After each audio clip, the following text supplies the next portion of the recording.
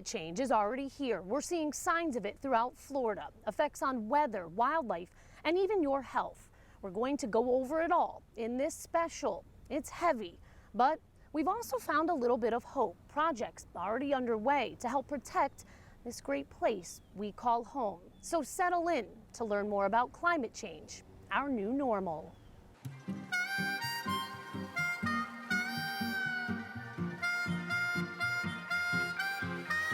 Florida's beauty is what makes it paradise. The blue Gulf waters and sugar sand beaches. Nature, complemented by the laid-back lifestyle us Floridians know best.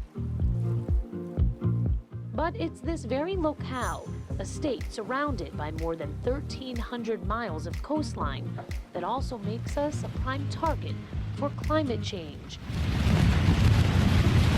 And some of those impacts are already here. Those winds are coming and shoving that water right into Tampa Bay. The waves are getting stronger. They're starting to crash right over the side. You really can't tell where the bayou ends and the road begins. Now the big question is, could this be our new normal?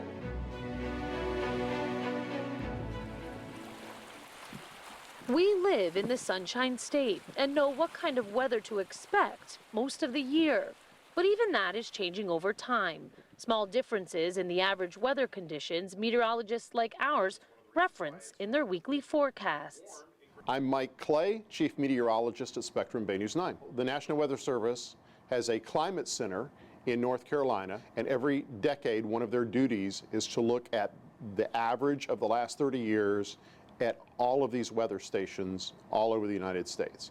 And then from that, they come up with what they call the normals. For viewers at home, those new normals act as a baseline, something to put the forecast into perspective, with the most recent numbers released in May. That data shows Tampa Bay's annual high jumped from 81.4 to 83 degrees, and the annual rainfall from 46.30 inches to 49.48. To the normal person, you probably don't even notice it. But as a climatologist would look at that, and they would look at tons of data over decades and decades, and if you start to see a departure of 1 or 2 degrees, then that is significant. I'm Gary Mitchum. I'm a professor of physical oceanography, which is ocean physics, at the College of Marine Science at the University of South Florida. The thing that concerns me most about the rainfall patterns, if the air is warmer, even if it doesn't increase a lot, you have more potential for very high rain rates. There's just more water in the air in an absolute sense. Those are the kind of downpours that are going to affect our ability to run the water off and not cause flooding. We don't worry just about sea level rise flooding now. We worry about rainfall flooding. We're being hit from both sides. The second thing is there's a good evidence that we're going to have storms that are slower moving and very heavy rain producers. Consider the unprecedented and deadly flooding of Hurricane Harvey in 2017 as it stalled over Texas for days.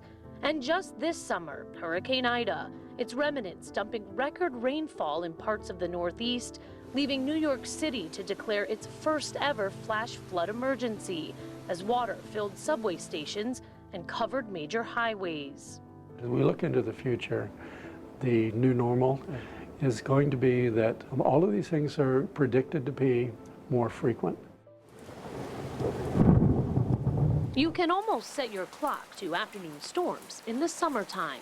And with an increased rain rate, it's not just the big ones that could flood your neighborhood. My name is Claude Tankersley, and I'm the Public Works Administrator for the City of St. Petersburg. Our systems were designed at a time that had certain conditions.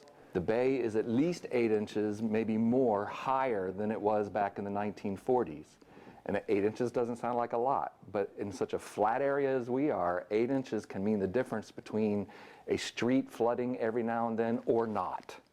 And here's why. Stormwater pipes are installed at a slight angle, so gravity can guide water entering at one end, out the other, and into, say, the bay. If the bay then rises, covering some if not all of the pipe, it makes outflow harder. Add more rainfall, and the problem becomes even worse. We got a look at this very situation along Bayshore Drive. This is a perfect example of the water now having to fight to get out. That's exactly right. When this outfall was originally installed, it was right above the water line. And now you can see that it's partially submerged and it's not even high tide. You might have a street that in the past would flood maybe once a year for maybe an hour during one particular storm.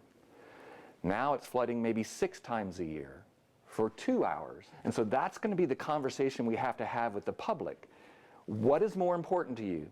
To have a street that never floods ever? And if that's what's important, then are you willing to pay millions upon millions, if not billions of dollars to reach there? $3.2 billion to be exact, over the course of 20 years. That according to an assessment that took into consideration all of the city's aging water infrastructure. Across the bay, the city of Tampa already approved and started its own plan with a similar price tag that will ultimately double water rates by 2028 to help pay for it. Important to note here, data had to be collected and assessed before developing these plans. And now bipartisan legislation passed just this year will help other cities do the same through grant money from the state. Florida will also be required to have its own statewide plan by the end of 2023. In the thick of it all, Dr. Gary Mitchum and the team at USF's College of Marine Science with the establishment of an on-campus hub that will help coordinate the efforts. I think the future is bright in a fashion. You know, the good news is the science is solid and getting better, so we can assess the impacts. If you know the impacts and you know what's coming, then you can figure out how to prepare. Making it possible to adapt to our so-called new normal and mitigate impacts before it's too late.